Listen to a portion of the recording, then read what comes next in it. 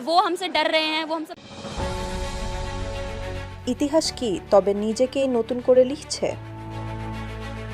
ঠিক 2 বছর আগে 2024-এর জুলাইয়ে ঢাকার রাজপথে তরুণেরা বুকের রক্ত ঢেলেছিল। বিশ্ব দেখেছিল দেয়ালে পিঠ ঠেকলে শাসকের পতন কেউই ঠেকাতে পারে না।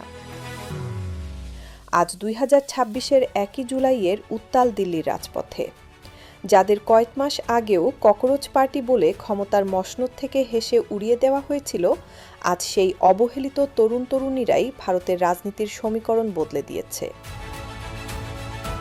লাঠিচার্জ, টিয়ার গ্যাস, মেট্রো রেল বন্ধ, ইন্টারনেট ব্ল্যাকআউট, কোনো কিছুই তাদেরকে থামাতে পারছে না।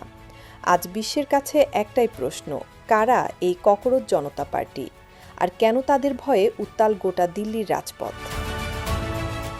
এর পিছনে রয়েছে 22 লাখের বেশি শিক্ষার্থীর কান্না।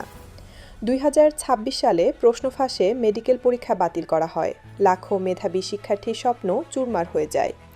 22 লাখের বেশি শিক্ষার্থীকে ফের পরীক্ষায় বসতে বাধ্য করা হয়েছে। হতাশায় 1 ডজনের বেশি তরুণ নিজের জীবনের আশা ছেড়ে দেয়। এরপরেও প্রধান বিচারপতি কটূক্তি করে বলে, এরা নর্দমার ককরোচ, দুদিন ঘেউ ঘেউ করে লুকিয়ে পড়বে। সেই অপমানকেই তারা শক্তি বানিয়ে বলে, হ্যাঁ আমরা ককরোচ, মহাপ্রলয়ের পরও যে প্রাণীটা বেঁচে থাকে তার নামই ককরোচ। সেখান থেকেই অনলাইন স্যাটায়ারের মাধ্যমে জন্ম ককরোচ জনতা পার্টি বা সিজেপির। 20 জুলাই সংসদে অধিবেশনের প্রথম দিনে চলো সংসদ ডাকে উত্তাল মধ্য দিল্লি। পুলিশ সংসদের কাছে টিয়ার গ্যাস ছোড়ে, মিছিলের অনুমতি নেই বলে জানায়। পরিস্থিতির ভয়াবহতা বুঝতে পেরে কেন্দ্রীয় স্বাস্থ্যমন্ত্রী জেপি নাড্ডা সিজেপির প্রতিনিধিদের সাথে তড়িঘড়ি করে বৈঠকে বসেন। কিন্তু তরুণেরা স্পষ্ট জানিয়ে দিয়েছে, আমাদের বন্ধুদের রক্তের হিসাব না পাওয়া পর্যন্ত, বিচার না হওয়া পর্যন্ত এক চুলো পিছু হটার প্রশ্নই আসে না। 2024 সালে ঢাকা শিখিয়েছিল ক্ষমতার চেয়ে আর জনতার চেয়ে বড় নয়। 2026-এ দিল্লিও একই বার্তা দিচ্ছে। যাদের ককরোচ ভেবে পিষতে চেয়েছিলে তারাই আজ ক্ষমতার গদি কাঁপাচ্ছে।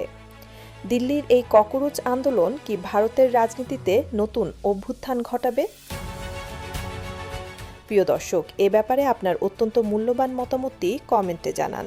ভিডিওটি ভালো লাগলে একটি লাইক দিবেন এবং আপনার প্রিয়জনদের সাথে শেয়ার করতে একদমই ভুলবেন না। দেশ বিদেশের সকল ব্রেকিং নিউজ সবার আগে পেতে চ্যানেলটি সাবস্ক্রাইব করে আমাদের সাথেই থাকুন। আল্লাহ হাফেজ।